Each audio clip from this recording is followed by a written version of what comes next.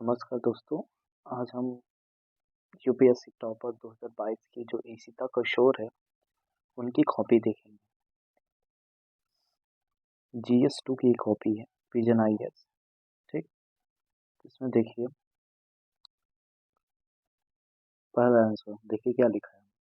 Do you agree with the view that times has come to revise the 7th schedule of the Indian constitution, discuss with suitable argument. ठीक है, ये constitution से question दिया गया है। ठीक, और इस पे जो संविधान की 7th शेड्यूल है, 7वीं अनुसूची, उस पर पुनर्विचार करने का बोल रहा है कि समय आ गया है। ठीक है, इस पर चर्चा करने के लिए बोल रहे हैं। तो उन्होंने पहले देखिए क्या दिया था। सबसे पहले फर्स्ट ऑफ ऑल उन्होंने क्या दिया था, 7th शेड्यूल्स के बारे में लिखा था। ठीक है, लिखा है ना, the 7th schedule in the federal exist of the constitution that's engages their list their list for smooth governance. ठीक है, 7th शेड्यूल के बारे में दिया, list first, list second and list third.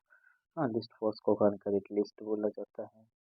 हाँ, सेंट्रल लिस्ट है, फिर स्टेट लिस्ट है, फिर कॉन्करेंट लिस्ट है। ठीक है, 7 शेड्यूल्स के बारे में दिया है। ठीक है, उसके बाद उन मतलब मेन बॉडी दिया है, उसके बाद कोई आर्गुमेंट दिया है जो जो नीड्स। ठीक है, 7 शेड्यूल्स नीड्स जो है। फिर उसके बाद सेकेंड एआरसी का बात की है उन्होंने, रिकमेंडेशन जो दिए थे सेकेंड एआर।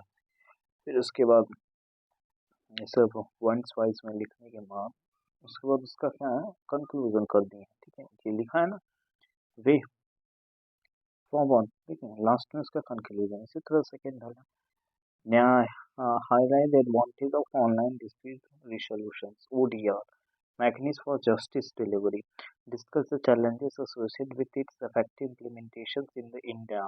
ठीक है, जो न्याय वितरण ऑनलाइन विवाद समाधान है। ठीक है, ऑनलाइन अब सब कुछ हो गया, आपको जैसे पता ही है। ठीक, तो वो उससे ओडीआर से क्या क्या लाभ है, ओडीआर तंत्र से, इसके बारे में और उसकी चुनौतियां जो जुड़ी हैं। ठीक है, उसका इफेक्ट क्या पड़ रहा है, चैलेंजेस क्या है, उसके बारे में है। ठीक है, तो सबसे पहले ओडीआर के बारे में लिखा है कि ओडीआर है क्या। ठीक है, उसका इंट्रो दिए हैं। फिर उसके बाद देखिए मेन बॉडी है, मेन बॉडी दिए हैं, मेन बॉडी है। ठीक है, इसमें चैलेंजेस दिए हैं, इसमें क्या क्या इधर दिए थे, क्या क्या एडवांटेज होते हैं, फिर इसके बाद चैलेंजेस दिए थे। फिर लास्ट में देखिए कंक्लूजन देकर उसको खत्म कर दिया गया। ठीक, तो तीसरा क्या है, शक्तियों के संवैधानिक विभाजन के बावजूद केंद्र राज्य विवाद भारतीय लोकतंत्र की एक चिरस्थायी विशेषता रहे। उदाहरण से चर्चा कीजिए।